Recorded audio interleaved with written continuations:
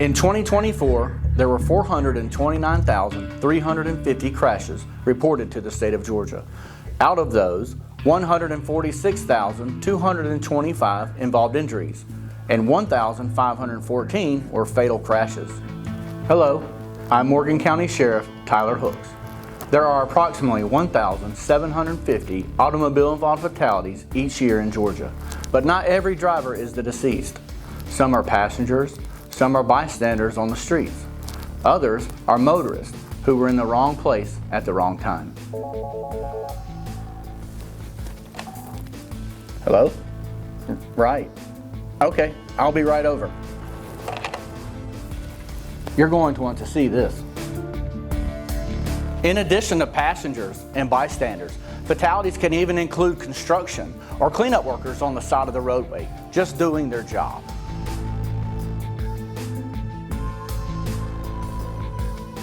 Many of these crashes involved alcohol, drugs, distractions, or fatigue, and too often a combination. Let me go! It's not my fault! They were in my way! It's not my fault, dude!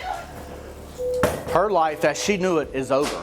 The people in the other car she hit weren't so lucky, but not everyone who is hit by a drunk or distracted driver dies. Some live the rest of their lives with the consequences.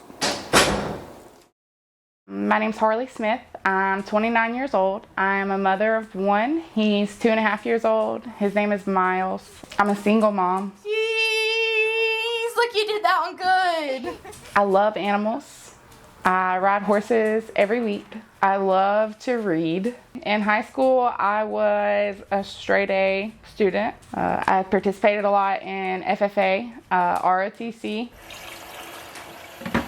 And then they'll give me one.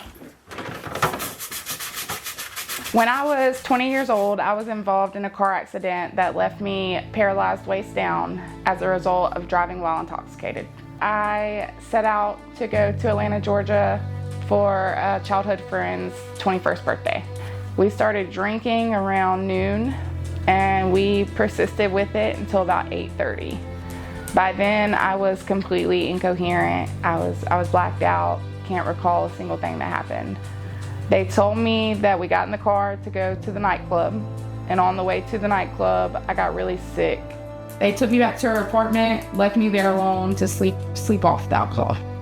When I couldn't find my keys, I found someone else's keys, and I got in their vehicle and persisted to drive. I got hit by another drunk driver. He hit the median, overcorrected, came across 3 lanes, T-boning me.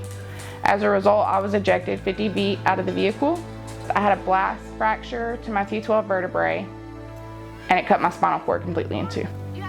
I am so surprised that I survived through the depression that came afterwards, because the adjustment from having the ability to stand and then going to not having that ability is heartbreaking. I mean, the memories, the last time I felt gravel under my feet and I felt the summer heat of the concrete. Like those memories, they were so vivid when you don't appreciate what you have until it's gone. And that statement holds true here.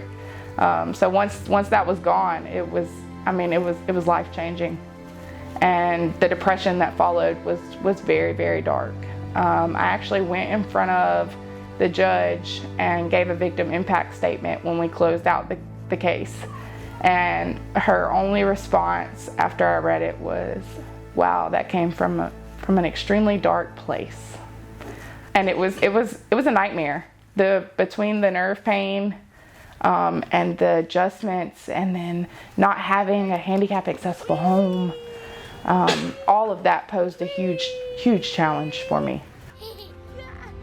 I would have told myself to be more careful, not only with drinking, but with who you are surrounded with, what kind of friends you have around you. Because a true friend's not gonna leave you somewhere intoxicated without calling your mom and saying, hey, Harley is this way. So I would say be smarter about where you go and who you go with. Who's been chewing the porch? And that it can always be worse for any of us. Ball. Down. Life for me now is more challenging, but still just as beautiful. Coming down here. It's not perfect, but it's still life. Harley's life changed forever simply because of the poor decisions made that day. I encourage you to make smart choices, stand up for what's right, and be a leader within your school, your home, and your community.